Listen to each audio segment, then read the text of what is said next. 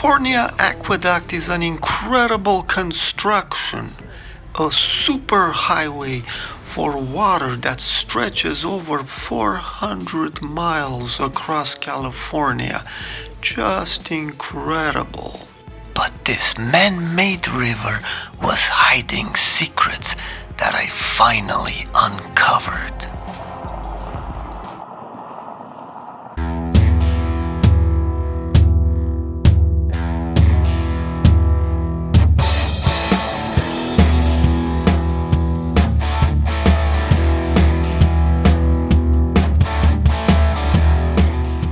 This part of the Mojave Desert has been graced by some incredible aircraft.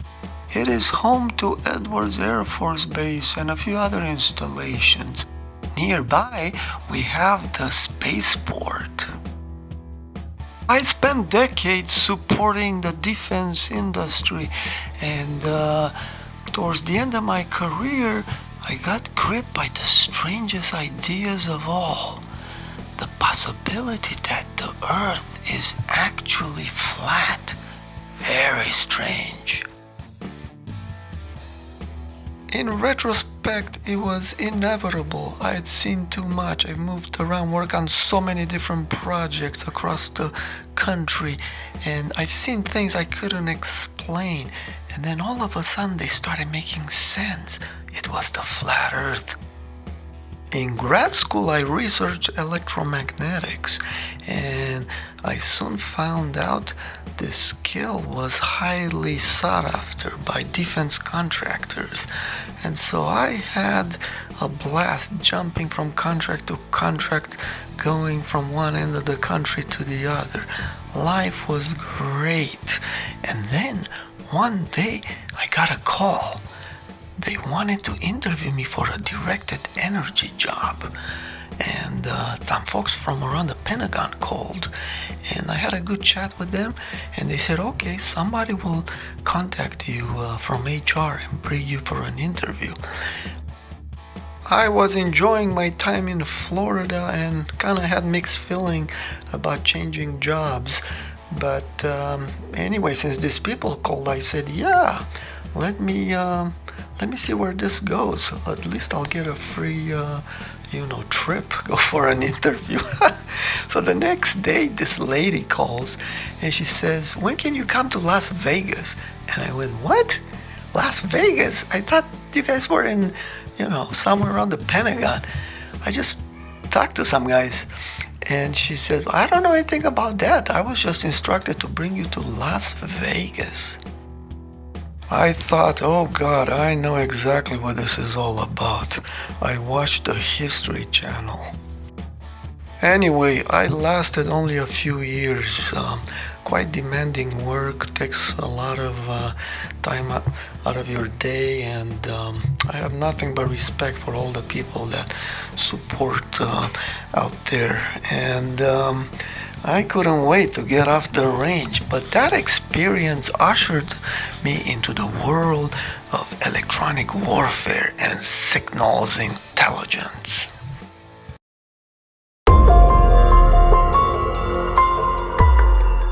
A few years later, at a different job, one day a fellow engineer retired and they couldn't find a replacement, so they asked me if I wanted to go look after this simulator and make sure it's calibrated. So I said sure. I was an RF engineer and I jumped at the opportunity. And that's the first time I saw the words flat earth.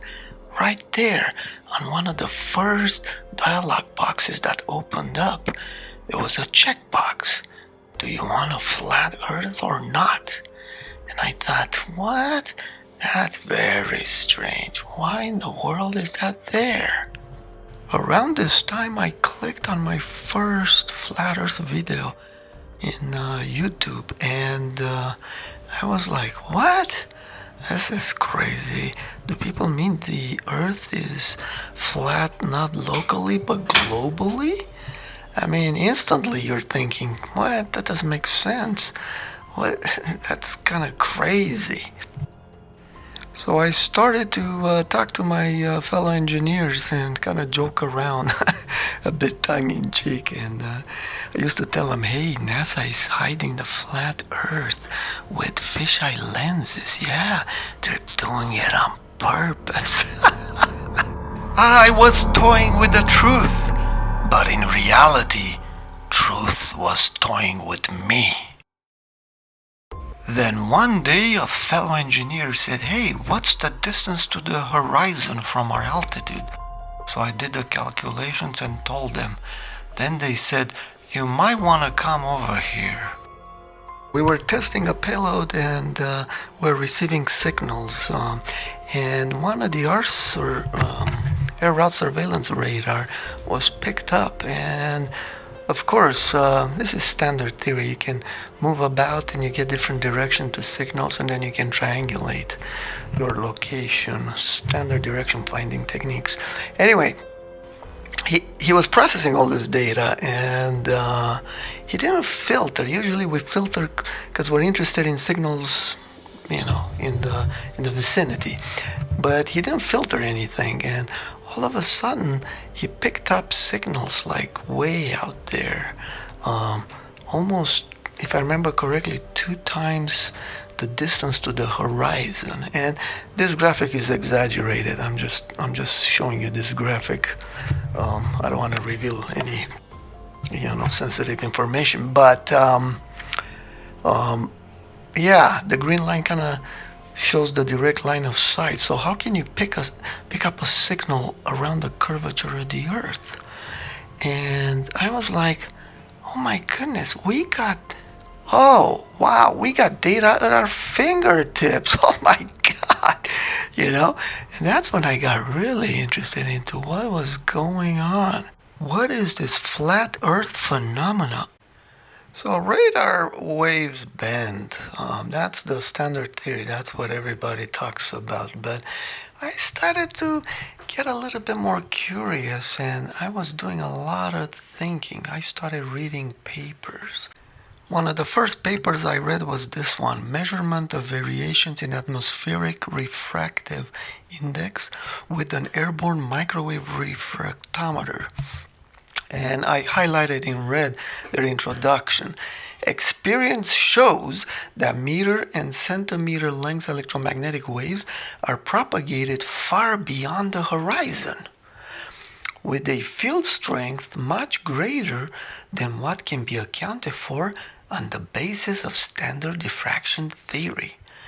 I was like, well, I have that experience. I'm seeing it in my data. And I was very, very intrigued. I looked at patterns of this circuitry and did a lot of research into anomalous propagation. There is ducting and radar holes, etc. And this phenomena can be beneficial to the military. One thing I quickly realized is that some studies just reference the Earth's surface. And I said, no.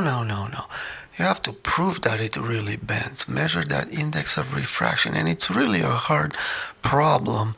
But, just simply detecting a signal out there with a known, coordinate, and then doing this kind of geometry and saying, well, because we detected so much farther out, that means radar had to bend. It's not real science. You're just using one theoretical model to support another one. You have to prove absolutely that radar has actually bent. And just like that, slowly, all these anomalies that I had seen in my career came to the surface. I'd suppressed them. I remember in the 90s, some guy was trying to interest me in working on this program. And we were in the cafeteria, and he was saying, this aircraft is so cool. And we can pick up jets flying over Cuba. And we were around Dallas. And I thought, yeah, that's what radars are supposed to do, I didn't think much of it, Yeah, they're designed to pick up jets flying over Cuba. I should have jumped at that knowledge, but that illustrates how tired our minds really get. Education in many ways has failed a lot of people. There's just too much knowledge out there. Our brains seem to be of limited capacity, and, people that pursue higher degrees, like I did. I mean, you specialize in a specific area, but there's just so much out there, and very hard to comprehend. You need multiple lifetimes to, gather all this. But once in a while, you know, people are beginning to wonder, and that's how you wake up. The key is to question everything, but not all the time, right? We don't go around questioning whether gravity pulls us downward. Experience tells us, yes, okay, that was settled. It was the same thing with the Earth. I mean, so much is based on the Earth model and, astronomy and other things. So we don't go around kind of, resurrecting that debate. But there's a phenomena going on right now. Everybody on YouTube seems to be talking about the flat Earth, and it kind of gripped me, and I said, I've seen things that correlate. This is fascinating. Then somebody sent me a paper, and I didn't quite like the tone of it. It was a Sandia National Labs report written by somebody that works in intelligence, surveillance, and reconnaissance like I did. And in the abstract, the first sentence caught my attention. It says, the Earth isn't flat and radar beams don't travel straight. So categorical. That just bothered me, That really bothered me. I said, man, there is something to this flat Earth phenomena. We gotta get to the bottom of it. And that's how I started doing experiments in infrared to, measure the radius of the Earth. And I had these other things that I seen in my profession. And slowly I awoke to the flat Earth reality. But I wanted to measure the Earth in the visible spectrum. I was going on the assumption that there is upward refraction that's bending the light. That's why things appear to disappear over the horizon. They appear to disappear over the horizon. And it's because it's got to be upward refraction, and it makes sense because there's a temperature gradient. So I said, this has to be it, It's really just crazy. In one model, you're seeing far because light bends around the curvature of the Earth because you think it's curved. In the other model, you're saying, well, the Earth is flat, and the reason I don't see in the distance is because light is curving up. And this model makes more sense because when you look way out in the distance, you're looking at shallow angles, and that's where the bending is more pronounced, as you will see. And going based on this idea, I began to do all these experiments in Antelope Valley. Today I'm going farther out to get better measurements. So flat out here, unbelievable. A huge flat area. This area is extremely flat, and I designed a test to take advantage of this flatness. Using a theodolite, I can measure the elevation angles to a distant target, an antenna on top of a mountain, a rock outcropping, etc. And then I can calculate the height to the mountain if I know the distance to that object. And I'm interested in the relative height. I'm not really interested in the absolute relative to mean sea level. What I'm after is to see if the gravitational vector is varying and by how much. Now this assumes no light bending, but in actuality there is light bending and things get more complicated. Just 1 mile from the freeway, I found a nice, somewhat quiet street, and I started doing measurements along a direction of north-south. Okay, so now I am by the sign here, Avenue G. So before we were out there by that building. There's Apollo Park again. So I just drove. I think the distance between these roads is about a mile. So we'll look at Google Earth and get an actual distance.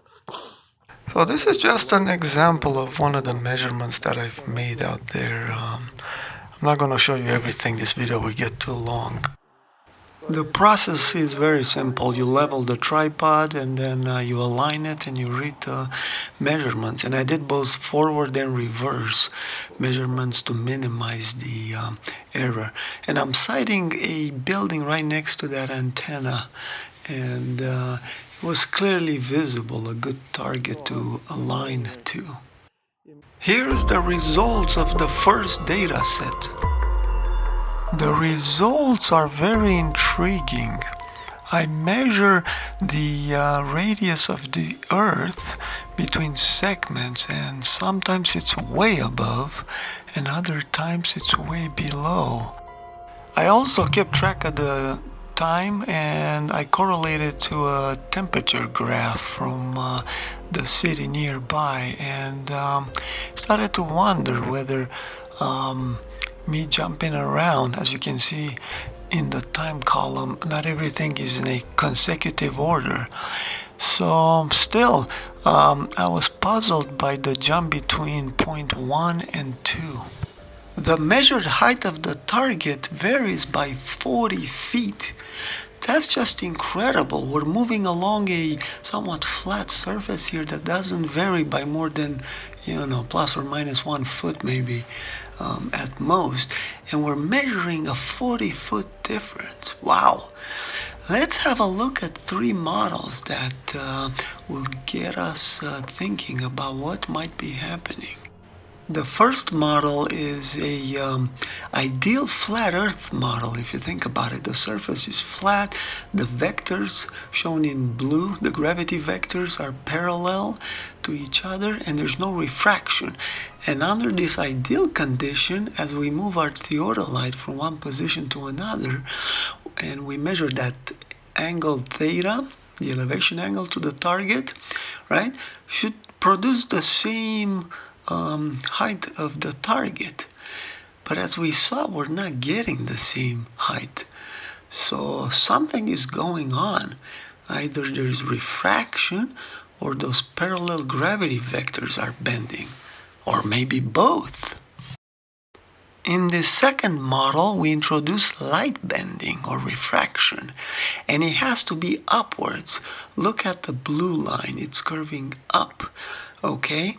And this actually can explain the results, because from a distant location at D2, we measured the lower height H2 along the dotted red line, which is the geometric line of sight that we imagined in the calculations. So this is actually a good model, and it has a lot of merit. However, if the gravity vectors are bending, because we're on a curved surface, that also can explain it. And that's illustrated in the next model. In this model, we have a curved surface shown in blue and no refraction. If the surface is curved, then the gravitational vectors are not parallel and they diverge from each other. Thus, the theodolite is leveled at slightly different angles at the two locations because the gravity vectors are different. And so you can see there we're measuring different height relative to two different ground plane references. And I showed the equation how I calculate the radius of the Earth, arc length over angle. I'll let you think about that. We're basically taking the difference in the distance, and then the angle is basically the difference in height over the average distance, between the two locations, basically the midpoint. And that gives us the slight, it's an approximation, but it actually works for small angles just great. So how do we know how much of one model is blended with the other one? Is it 80-20, 10-90? I mean, refraction is also acting, and the surface could also be curved. Well, the best we can do is try to minimize refraction. One of the ways to minimize refraction is to sight in small increments. Don't try to sight way in the distance. From example, sight 1 all the way out to the target. You'll incur a lot of error. But if you go in small increments, as you see there depicted in the red lines, the error at the end is much smaller. So that's one technique. The other one, as we discussed before, is to look up at steep angles. Now here's a demonstration of upward refraction, just incredible. So I've set the theodolite just 30 arc seconds below. It's kind of easy. The error inside of it is anywhere from 25 to like 29 or something. So anyway, I set it below 90 degrees slightly so that it's actually level.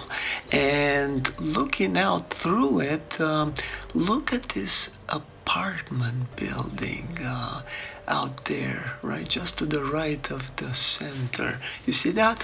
We're aligned with the top window. Now here, I'm much closer at Avenue, H, and look at the same apartment building.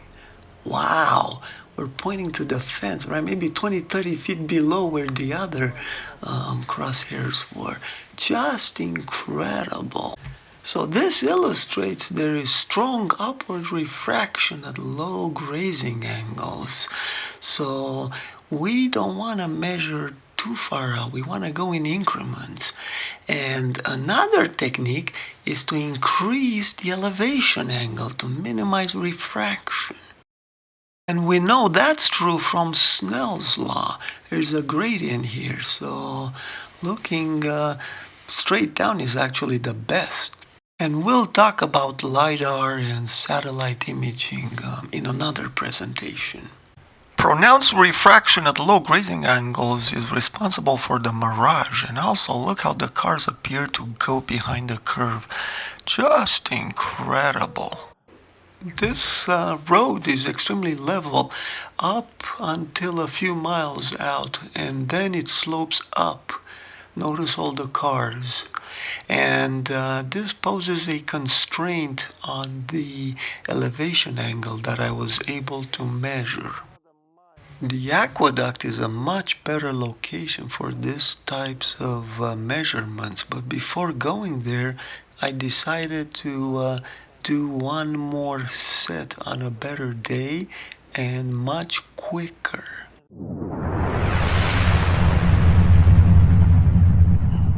Looking at the same targets there. Very clear. It's about 43 degrees outside according to my car's thermometer. And there's hardly any wind. And the target is clearly visible without a lot of turbulence. So 880630. I filmed this with my cell phone through the optics, and sometimes it doesn't quite focus, so I apologize for this blurry image. Visibility was excellent that day. Minimum turbulence. I could really align it to that building. very well. And so here's the reverse measurement. We have to do that to find the misalignment error inside the theodolite. The results came out almost perfect. Have a look at this. Wow, just incredible. And I was able to achieve everything in 1 hour. I started at 8:25 and finished at 9:25. And I went in a consecutive order. Just perfect. The combination of a beautiful day with less turbulence and also paying attention to details and the height of the theodolite produced these incredible results. You noticed I have a H adjust column, and at site 1 I was about 3 feet below the road, and at site 2 slightly above, about a foot above the road. Now notice the curve is curving down. It's not a straight line. And that tells us the direction to pursue the flat earth. Unfortunately, I couldn't do that along this road. So I decided to go back to the aqueducts and this time look at steeper angles.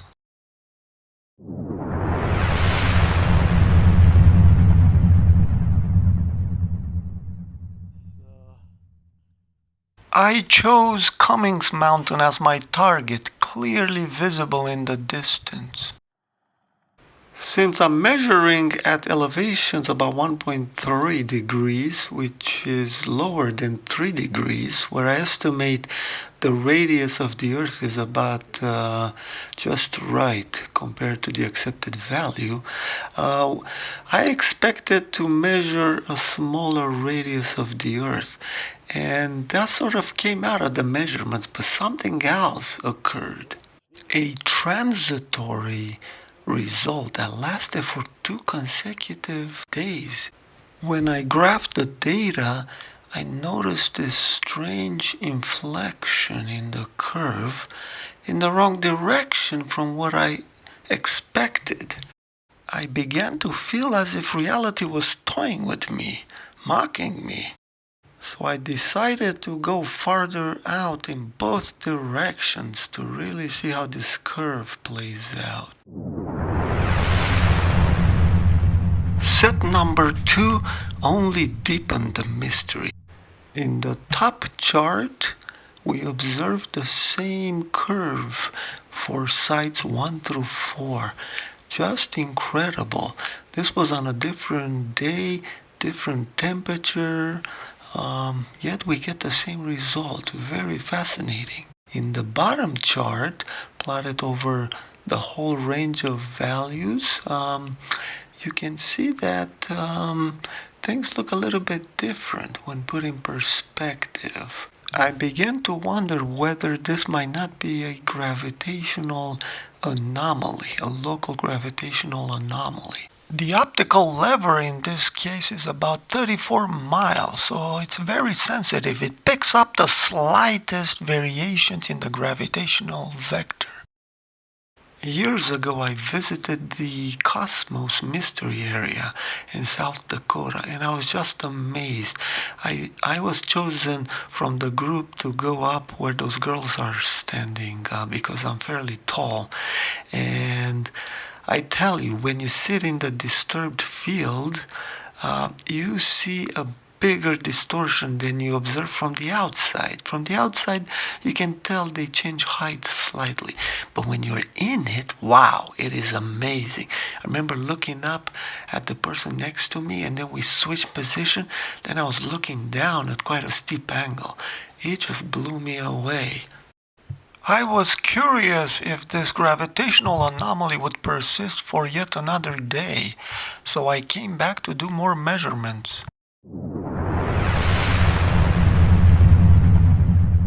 To my utter amazement, it was gone. What is going on?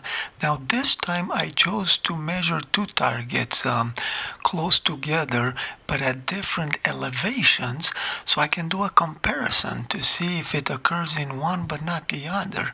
And of course it didn't occur in any of them. But the radius of the Earth calculation indicate that the target that has lower elevation angles produces a smaller radius, which is what we would expect. So I decided to do just one more highly precise survey. This was my best data set to date. I paid attention to details and I made small adjustments. I looked at the imagery, and sometimes after I set the theodolite, things move slightly because we are in a earthquake area. And so I made these adjustments. The weather was perfect, no wind, low turbulence. I could clearly see the target, and I felt like this was really good data. By taking the difference between the first and the last point, I calculate a radius of the Earth of 3471 miles. So that's fairly close to the accepted value, but lower. Up to now, we've been measuring in a very narrow range of elevation angles. But there is a whole lot more. Pondering how to increase that angle, I came up with a brilliant idea. Instead of walking to multiple locations and carrying all this heavy equipment, I could go to a single location on top of a hill and survey a number of points along the aqueduct.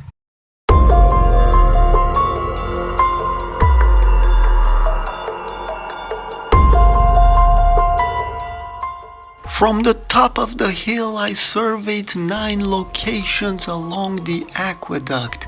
I looked at the cement embankment.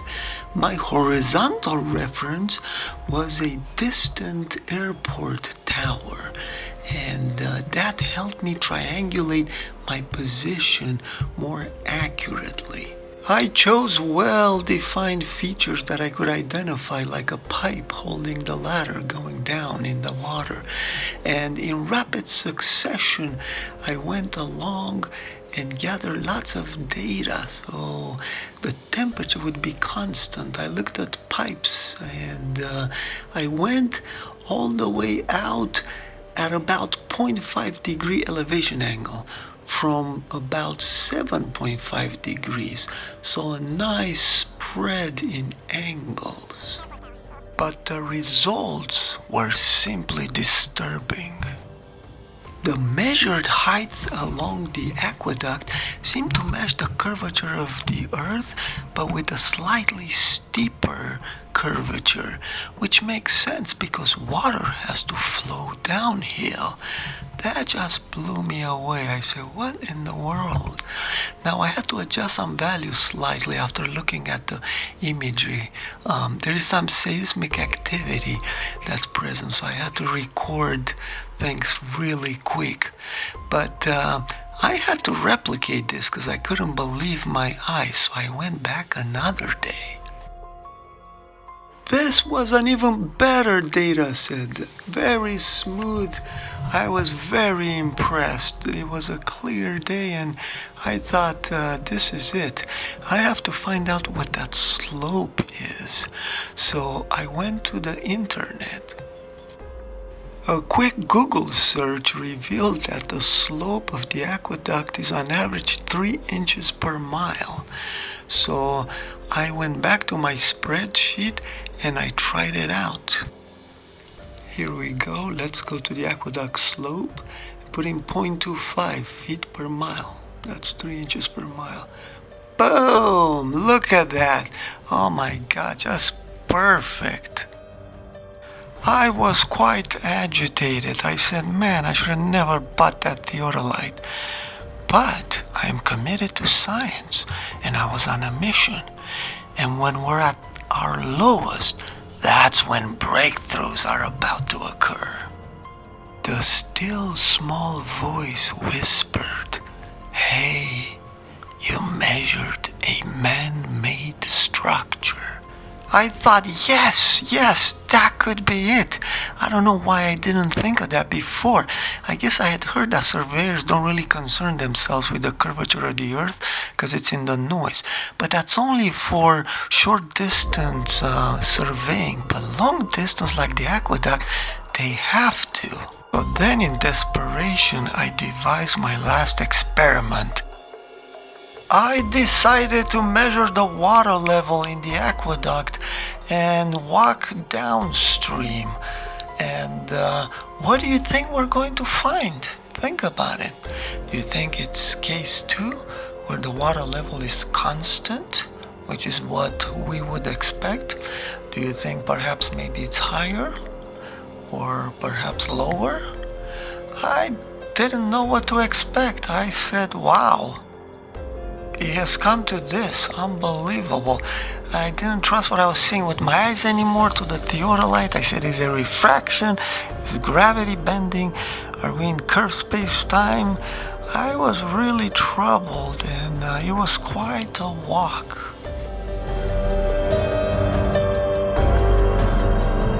This is the first location, and I move it so the water moves a little bit. You see that? Like waves there. There you go. And it's 7 feet and 2 inches. It was a beautiful day and the walk seemed to take forever, but I had a lot to think about. How I got started. Was it possible to defeat the globe illusion in the visible spectrum? It was a walk of faith. It seemed like the forces of evil were all around me, trying to discourage me, whispering doubts. As I came around the first bend and measured the water level, it wasn't going down that much, and I really started getting worried. What's going on? But the cement embankment can actually change slightly because there is this phenomena of submersion. I looked it up on the internet. Some of these cement plates, they submerge, or I think it's called subsidence or something like that. So I thought, plus they're not exactly perfect where they round off. So the level was about 7.1.5. So I thought, okay, maybe it's sort of going down, but I expected it to start dropping a lot more quick. Moving along, I found a surveying mark, and the numbering kind of spooked me. It seems like I'm being haunted.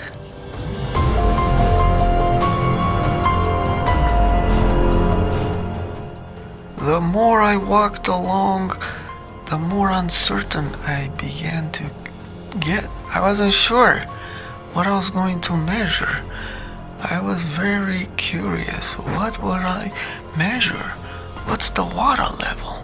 If the water level is lower, I could understand. If it's about even, it means it's flowing at what they projected, about 3 inches per mile. But if it's higher, and it would have to be higher for the flat earth. And I thought, oh no, just looking at it, I could tell it's not coming up. Maybe it should come up and go over the banks. And by just looking at the aqueduct, that's clearly not the case. There is also algae and deposits along where the water level sits on average. And so it doesn't change much due to, flow rates. And so I thought, yeah, this thing is following exactly the slope of 3 inches per mile. And so I think it is case 2. Almost there. This is the pump house. I'm walking for signs, folks. Resignated to defeat, I approached the pump house, wondering where am I going to find.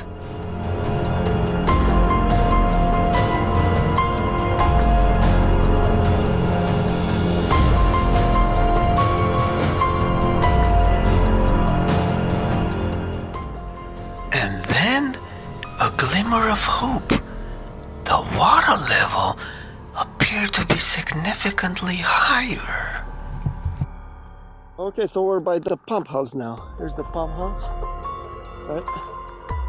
And yeah, we were, boom. This was the most distant point.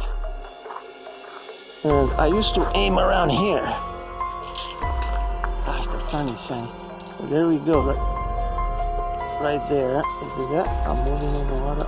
Just a little bit right there. There we go. It's about 6 feet. Right where the curvature is.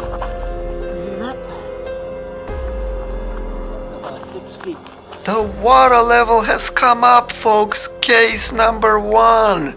You win. Unbelievable. A foot and 2 or 3 inches from over there. Yeah, very, very interesting. So yeah, this the cement was surveyed, laid out to follow the curvature of the earth, and the water doesn't care about that. The water is like, you can do whatever you want. I'm obeying the laws of gravity, and there you have it, folks. This is incredible, just incredible. The earth is truly flat, unbelievable, but yet there is an optical distortion, right? Light bends up because there's a gradient. Temperatures are warmer close to the surface, but it's not only that. It's also the proximity to a large mass, which is the earth. Okay, it's the curved space-time, and things move faster closer to large objects, slower. And in future videos I will show you that phenomena as well. I have drones, and I'm going to go up in the sky with a drone, and we'll do really fine measurements of Doppler variation. And yeah, exciting times, folks. The earth is truly flat. You can bank on that. It looks flat at steeper angles, but at shallow angles, not. And they chose to measure the radius of the earth at shallow angles. Bad scientists, bad. That's what happens when you don't think everything through, and you don't revisit assumptions made in the past. But they know. I know they know. And they're covering it up.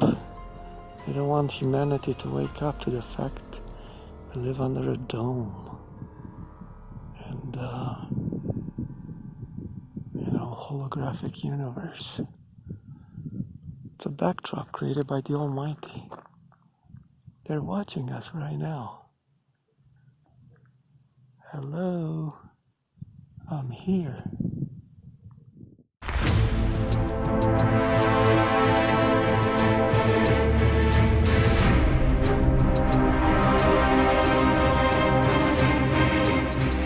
With renewed hope, I returned to the aqueduct to make my final measurement, looking at the water level. In retrospect, this was a no-brainer. I can't believe I didn't think of that. And I tried to be as precise as possible, and also corrected the data slightly in post-analysis of the water level that I was set to. It's kind of tricky because the cement gets wet a little bit, and there's reflections, and sometimes I'm not quite pointing it where I should. I also kept track of the temperature, and overall I felt this was a really good data set on a very clear day with very little wind, if any. And the results were just simply shocking. The water level was dropping along a slant dictated by 3 inches per mile, so in about 2 miles it's about 6 inches. I plotted this data based on the aqueduct distance along the aqueduct, not direct line of sight. Just incredible, folks. But wait a second, how can this be? The water is going to spill over the banks. They use gates to reduce the waterhead periodically. Just incredible. While I was out there, I had a chance to talk to an aqueduct worker, and he gave me some interesting information. That stuff RTU? Yeah, the US, the stuff is the reading on the outside. We have marks on the wall, like every foot. Yeah. And then we have divided in tenths. So every foot is divided in tenths, and that's how we read the water elevation. So this is the upper stream, which is before the gates. Yeah. And downstream is after the gate. I see upstream and downstream. Yeah. And so I read 39.8, and then below the gate is 39.0. So the gate is open 2.2. Yeah. 2.2. So the water is going under the gate. Yeah. Pushing under the gate. Yeah. And this is the same reading, but this is through the electronic sensors. This is the electronic sensors. So they are close to the real thing outside. They are like a little bit off. I called the office and they don't listen to me. I told them this is what I see, a real thing. Yeah. And they say, oh, don't worry. Because they look at the electronic data, right? So they don't believe you. No, they don't believe me. They say, oh, okay. So I had a great discussion with this person, and we chatted for quite a bit, but I decided to plot the data off of his spreadsheet there, and look at that. The WSC is the water surface elevation, okay? And so I took the miles and the normal. So it's the normal where the water, they're thinking it should be on average, but they operate this aqueduct under different conditions, and sometimes the water level can be higher.